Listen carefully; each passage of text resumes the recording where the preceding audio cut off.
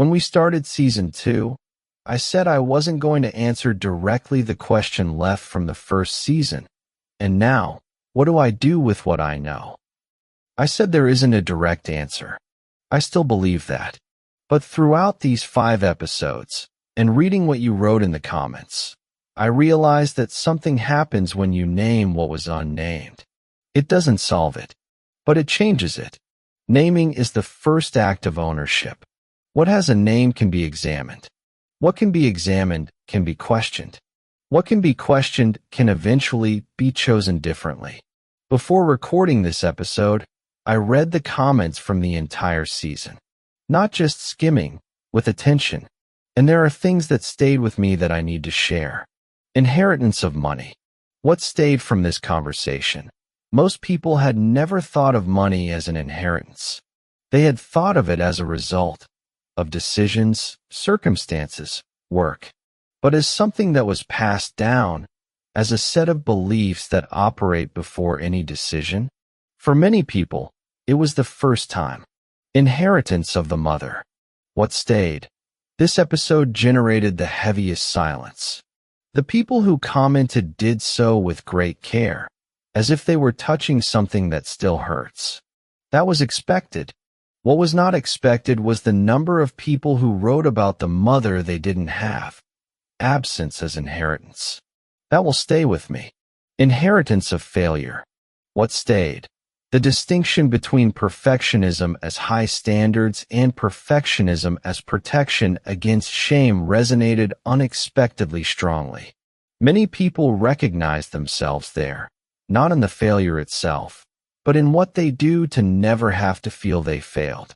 Inheritance of relationships. What stayed?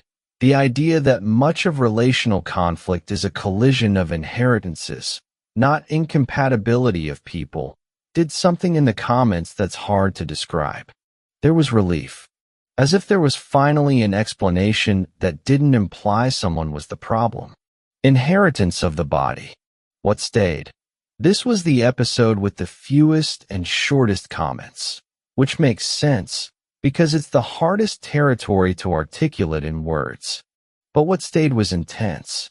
Many people recognized physical patterns they had never linked to inheritance. Some wrote that it was the first episode they read more than once. We've reached the end of 2 seasons. 10 episodes. 10 different inheritances, each with its own language, its roots, its consequences. But there's a single idea that runs through it all. That was the idea of season 1, and that season 2 only deepened. Invisible inheritance is everything you received before you could choose to receive it. It's not blame. It's not destiny. It's context. And context changes what is possible to do next.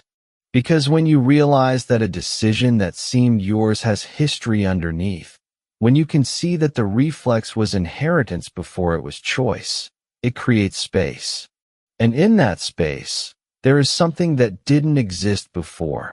The possibility to choose with more awareness than was possible until now.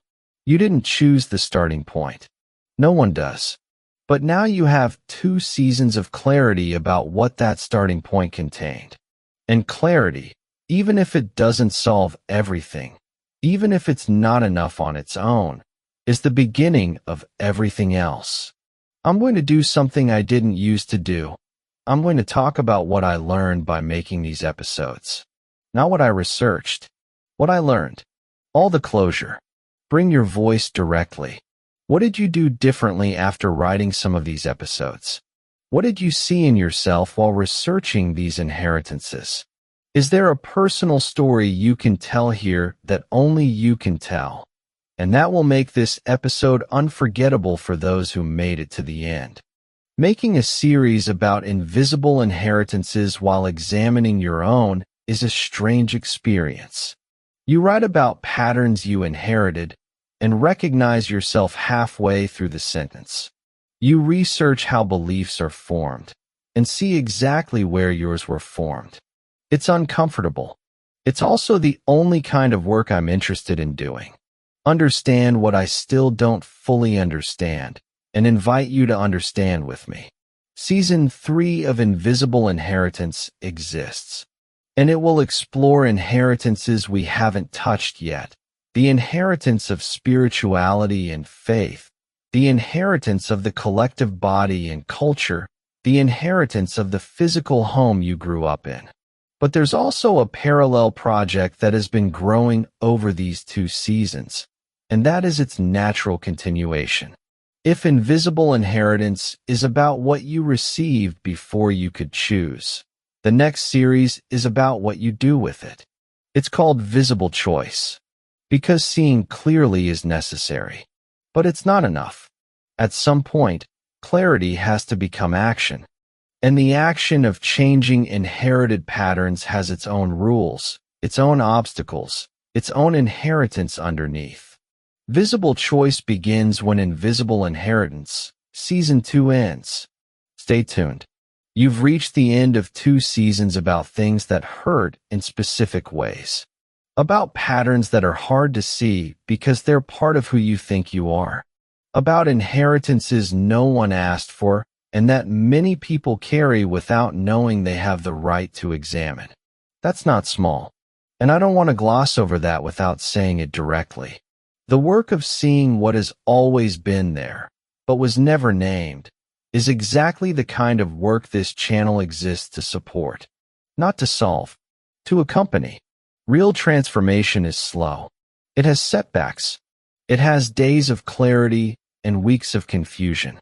It has the moment of realizing you did exactly what you wanted to stop and choosing again, with less judgment than the last time.